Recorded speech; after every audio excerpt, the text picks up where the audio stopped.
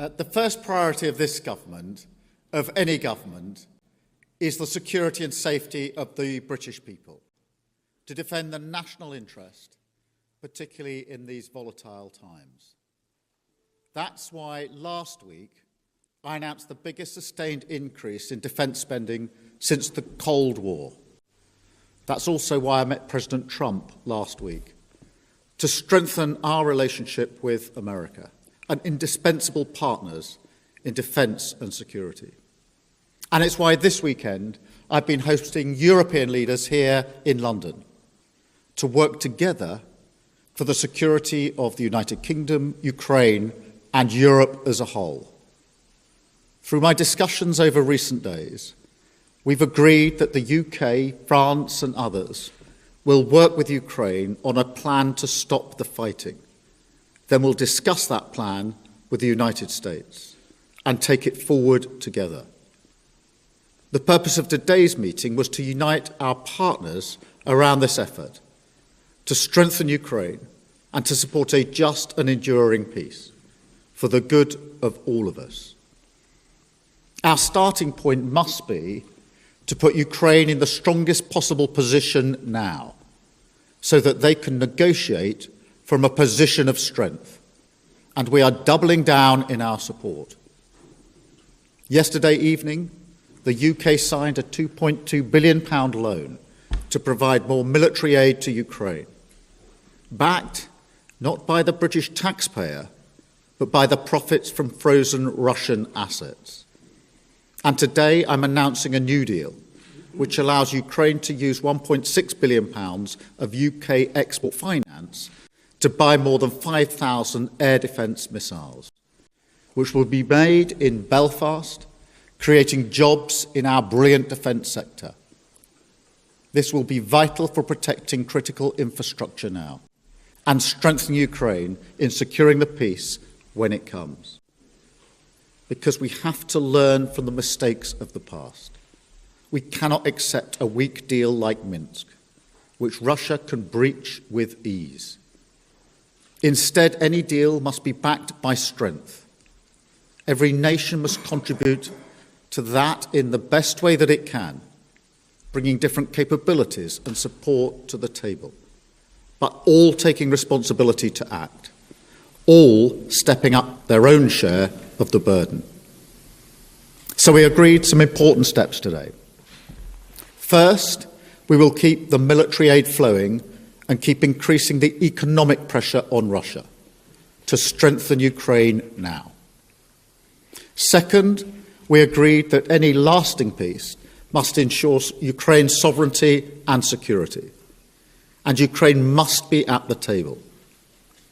Third, in the event of a peace deal, we will keep boosting Ukraine's own defensive capabilities to deter any future invasion.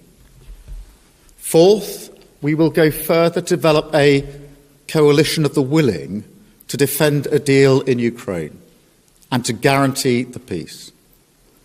Not every nation will feel able to contribute, but that can't mean that we sit back.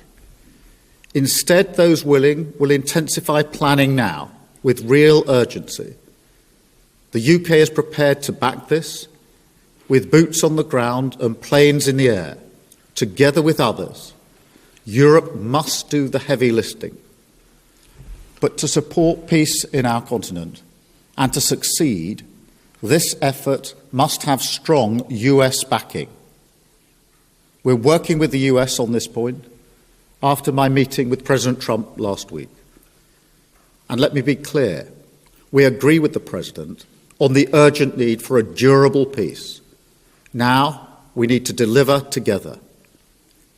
Finally, we agreed that leaders will meet again very soon to keep the pace behind these actions and to keep working towards this shared plan. We are at a crossroads in history today. This is not a moment for more talk. It's time to act, time to step up and lead, and to unite around a new plan for a just and enduring peace. Thank you. I will now take a number of questions, starting, I think, with you, Beth. at Sky. Thank you, Prime Minister. Watching President Trump berate a wartime president and defender of European freedom in the Oval Office said to many people what you've already said in a way, that everything has changed.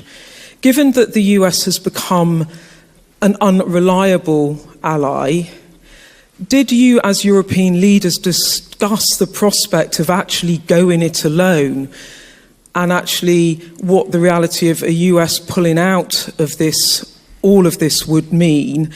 Do you think you really do need the US? And if you do you think the coalition of the willing will be enough to bring President Trump back around? Thank you. Well, first, in relation to last Friday, nobody wanted to see what happened last Friday, but I do not accept that the US is an unreliable ally. The US has been a reliable ally to the UK for many, many decades and continues to be.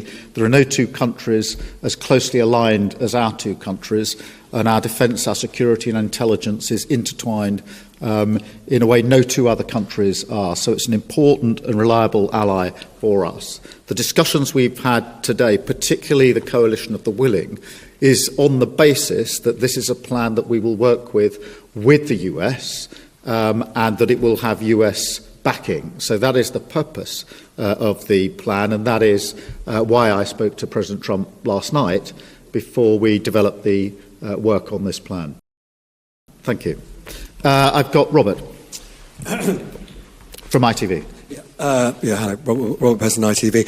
I want to sort of put to you what will be on the minds of millions of British people.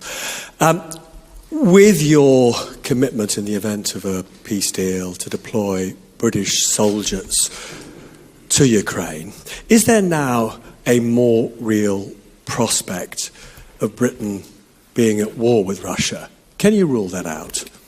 The whole point of a guarantee for any deal, or if there is a deal, is to preserve the peace. And if you want to preserve the peace, you have to be prepared to defend the peace. So the reason I've been forward-leaning on this is because I want to avoid conflict, because I do not want conflict in Ukraine, in Europe, and certainly not in the United Kingdom. I want stability in the United Kingdom. The way to ensure that stability is to ensure that we are able to defend a deal in Ukraine, because the one thing our history tells us is that if there is conflict in Europe, it will wash up on our shores. And already in the last 3 years, what's happened in Ukraine has had a massive impact on many working people back here in the United Kingdom, because their bills have gone up, their energy bills have gone up. There's been an instability in our economy caused by that conflict. So we are not unaffected by it. And of course, our own security and defence depends on the defence and security of Europe. So every step I am taking is in order to preserve peace, to avoid conflict, because the safety and security of the British people is my number one duty and responsibility, and I take it very seriously. Thank you. Chris at the BBC. Thank you, Prime Minister. Chris Mason, BBC News. After what happened the other night between Presidents Trump and Zelensky, do you feel a greater personal responsibility, alongside President Macron and others, for delivering a workable peace? And on the coalition of the willing, as you've described it today, are you persuading more people to join it? Thank you. On the question of responsibility, I do think the United Kingdom should step up and lead. We have done that historically as a nation, and we need to do it again. And that is why we're moving forward on this. On the coalition of the willing, yes, a number of countries have indicated today that they want to be part of the plan that we are developing. I'll leave them to make their own statements about exactly how they want to make that contribution. But we've been able to move that forward. I accept without criticism and with respect the position of other countries that may not feel that they want to contribute in that way. But I strongly feel that unless some move forward, we will stay in the position we're in and not be able to move forward. And therefore, it is a deliberate plan to ensure that we get some momentum and pace here. And it is intended to preserve the peace, and it's intended to ensure that we stay in lockstep with the United States, which is my strongly held belief the best way to preserve security and defence in Europe and security and defence in the United Kingdom. Any sense of how many joined the vote? Well, a number indicated today that they wanted to be part of the more forward-looking element. I will, rather than speak for them in terms of exactly how they'll make that known and what their contribution will be, I'll leave that to them. But I'm pleased that a number did indicate that they do think that this is a plan worth backing and that they want to play a part in it. And so we've made real progress today in the course of the last few hours. Thank you. Alex. Thank you, Prime Minister. Alex Wickham from Bloomberg. Bloomberg, I'm sorry. On your coalition of the willing, do you think it can be bolstered by countries that aren't just in Europe? Essentially, we've got Canada represented here today. Do you think you could get countries beyond Europe to join the coalition of the willing, essentially make it almost a transatlantic partnership? And also, in terms of your plan to present back to Donald Trump, how soon do you need to get that done? Is that something that really needs to happen very quickly in days? Thank you. On the countries beyond Europe, obviously we had Canada here, who've traditionally taken a forward-leaning role. They've been working very hard with us on issues like training, and they've been a reliable ally. And I'm encouraging of that because they are already deeply vested in Ukraine. As I say, they've worked on the training, amongst other things.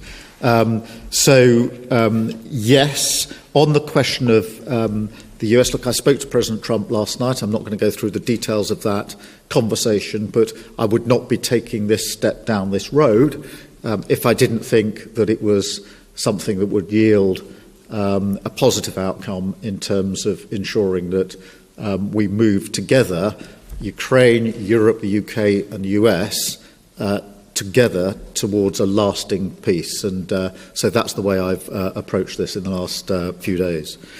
Hugo, from the I News. Thank you, Prime Minister. Hugo Joy from the I Paper. Obviously, the other party that would need to sign up to any future peace deal is Russia.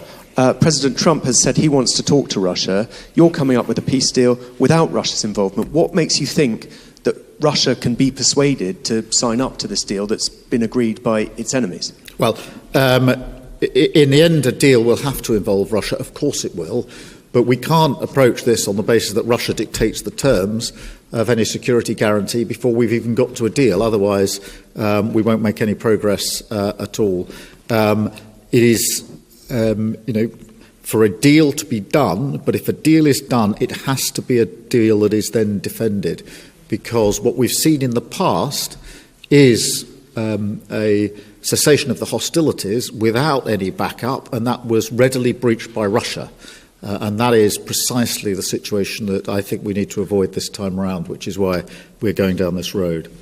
Antonello, please, from La Repubblica. Thank you, Mr. Antonio Guerra from La Repubblica. The Italian Prime Minister, Giorgia Meloni, who you had a bilateral meeting earlier today, said that the West must not split on Ukraine. How can you try to convince Meloni and other European leaders that your plan and your coalition of the willing, is the right thing, and to persuade them to join? And do you fear that the West might split on this? Thank you.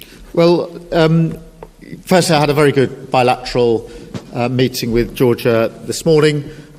We had the first bilateral brunch, I think, in the history of British-Italian relations. So that was a first. We get on personally very well. And she's very clear, I don't want to speak for her, but I think her position is well known, that Europe and the US have to stand together and that bond must always be strong. So there's a huge amount of common ground between the way I see this and the way Georgia sees this, particularly the view that it is important for the security and defence of Italy, of Europe and the United Kingdom, that we work, as we've always worked, closely aligned with the United States. Thank you all very much indeed. Thank you.